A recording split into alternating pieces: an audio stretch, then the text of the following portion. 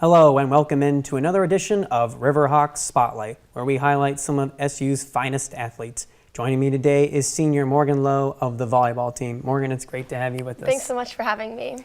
Our pleasure. So the team had a good start to the season in Texas. Tell us about the first trip. Yeah, so we were in Texas this weekend and we were playing at Mary Hardin Baylor University.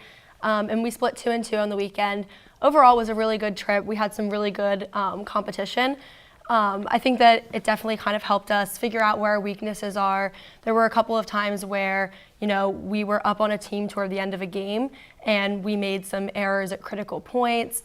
And it was kind of a trend that we saw throughout the weekend. And so going into practice this week, that's something we're really focusing on, is at the end of the game, finishing out a game strong, avoiding those critical errors. And our very last match of the weekend, we ended up winning it in 5 sets. So it was a really good ending to the weekend. So we definitely ended on a positive note, and along the way kind of figured out what we need to be working on. You were an all-region selection last year, and you're one of the few seniors on the team. Tell us about your role as a leader on the team. Yeah, so I think that my biggest role as a leader on the team is just being there to kind of be a go-to player and having my teammates be able to look to someone. We have a lot of underclassmen in really big roles right now. So one of my important jobs is just helping them feel comfortable, encouraging them, getting them to a place where they feel comfortable and they can be big factors on the court. So I think my role as a leader is to kind of be that go-to player, and since we do have so many underclassmen on the court, just giving them someone to look to. The team made it to the NCAA tournament last year. What does the team have to do this year to get back in the tournament?